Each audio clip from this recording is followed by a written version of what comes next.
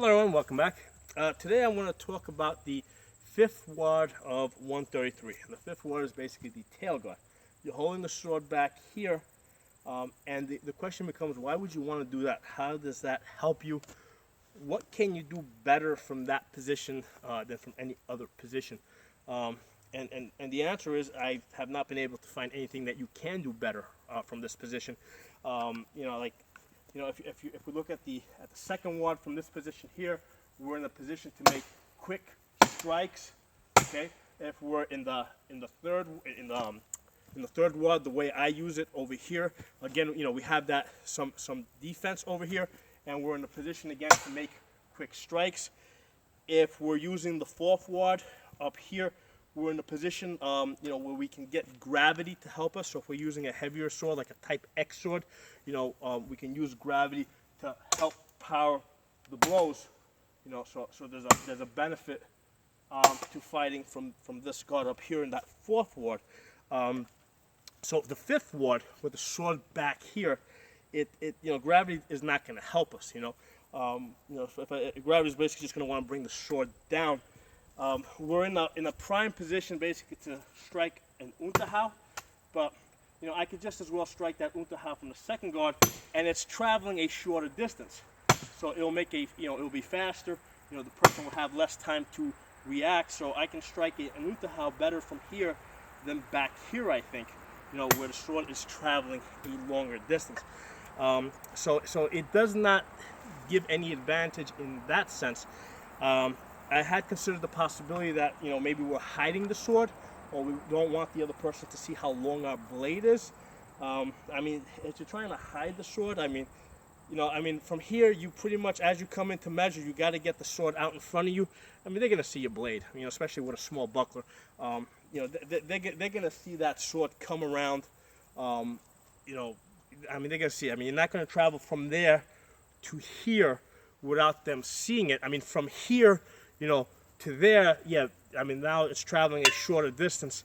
Now you might have a, some advantage. But from out here, they're going to see that sword travel. So I don't think that you're going to hide the sword very well.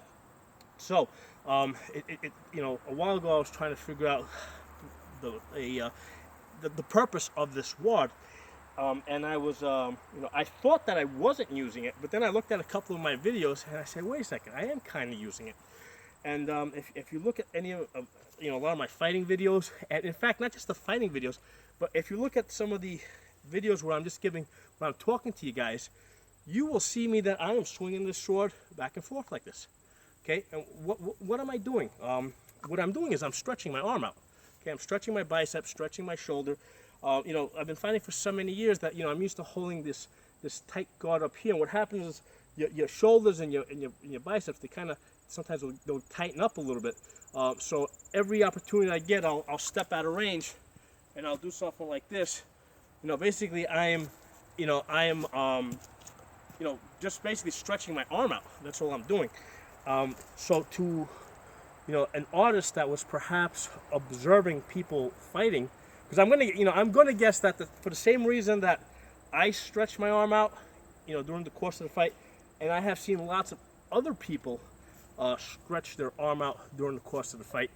I'm going to guess that 500, 600, 700 years ago, people were doing the same thing. They were fighting from these guards over here. Their bicep and their shoulder was getting tight, and they were looking for opportunities to kind of stretch their arm out. Here I got a buckler, and that will work just as well with with a full-size shield. Full-size shield, I'll usually hold the second ward here.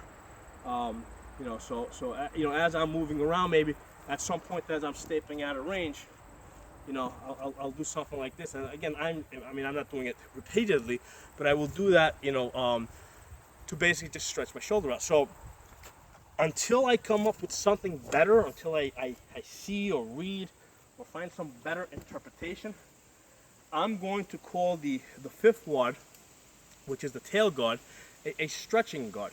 Basically that's basically where you go, step out of range, and you just kind of stretch your shoulder out, stretch your arm out, and get ready to get back into the fight. Okay.